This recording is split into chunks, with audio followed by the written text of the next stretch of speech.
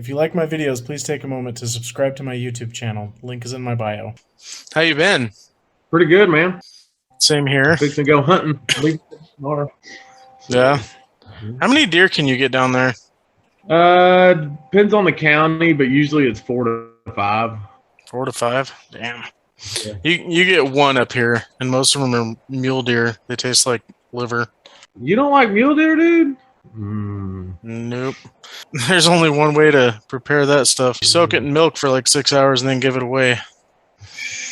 Are you in Idaho or Yep. where are you? Well, shoot, man, you can hunt elk up there. Yeah, I shot one here a few years back, and I haven't really had much of a taste for it since. I spent a whole year just eating elk every day, and I can't stomach the thought of another bite. So yeah, whenever you're ready to just kick off with a story or 2 or 10, however many you want, it's up to you. Stories. You probably got tons of stories about the statue. When we first pulled into the square, I guess that was probably the funniest thing because our tank commander had apparently talked to somebody, one of the reporters. No, Bob, the Times reporter that was with us. He talked to one of the reporters in the square and said that the Iraqis were starting to like really push around the reporters and stuff. We like turned around and like hightailed it to that square. We didn't even know where we were going. We were just following the tanks and we were going balls to the wall, like as fast as those tanks could go and go down those streets. And when we pulled up, it was the funniest thing because the grunts that we had with us, we had snipers with those grunts. And as soon as we pulled up, I just remember watching the Humvee that the snipers were in.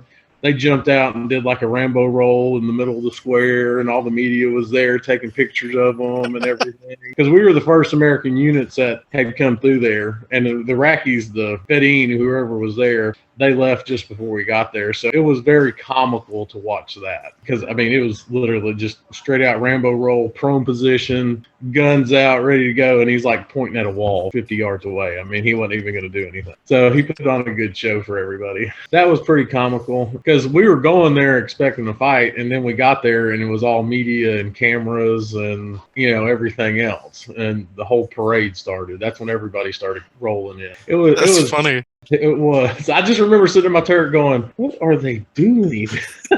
Hey, they saw the cameras. Yeah. And I mean, as soon as we dropped our ramps and our grunts started getting out, I looked back and it was the most Marine Corps-ish exit from an Amtrak I'd seen the whole war so far was when they came out because all those cameras were out there. They're all charging and having their war cries. It was pretty funny. So they definitely weren't coming out yawning and stretching because they've been right hours. So. That killed me almost every firefight we went into. They're all yawning and stretching. Like, dude, you're getting shot at. right? Like, wake up. I will say that they learned that the hard way at Al-Qud, not to do that, because they did that, and one of our grunts got his forearm shot off his M16, and that's when they realized that there was real bullets flying at him. Yeah, I always thought that was. I mean, I get it. They were back there for 8 hours driving around sucking in diesel fuel, but. You know, come on, guys. When we got to the square, they looked damn good coming out of the Amtrak. I'll say that. In fact, there's a video of it. I show it to my students at school. Is it on YouTube? Yeah, it's on YouTube. Send me the link after, and I'll post the link in the description of the video when I post it. It doesn't have the snipers doing it, but it has all the grunts getting out and the cameras and all that. I know my track's in it, and tracks in it. While we were sitting in the square, when they took down the statue, I was sitting on top of my turret eating an MRE. It was fun to watch history from that vantage point, I guess you could say. I can imagine. Well, I don't have to imagine, I guess. You were there.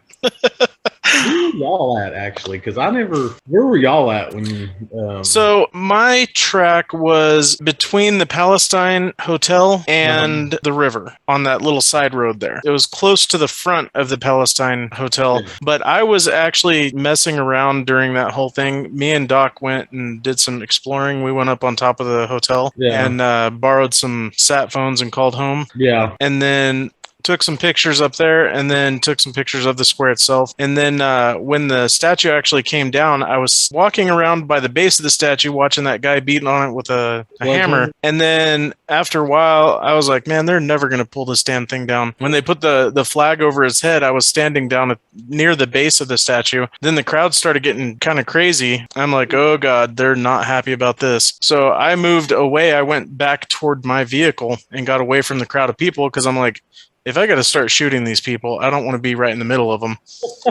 So I was standing kind of on the outside of the crowd toward the riverside. Okay. I haven't been able to find any pictures with me in them, though, during those few moments. Like, we came in and the Palestine Hotel was on the left side, right up that road about, 7,500 yards. We pushed up. Yeah, I remember vaguely where you guys were at. Pretty much in front of my track from what I remember. But That's actually, I used a sat phone there to call Amber and woke her up. It was like 2, 3 o'clock in the morning. I don't remember. I do remember that there was a pretty significant delay in the, from when you talk to when they hear it. Yeah. Because I got hung up on the first time.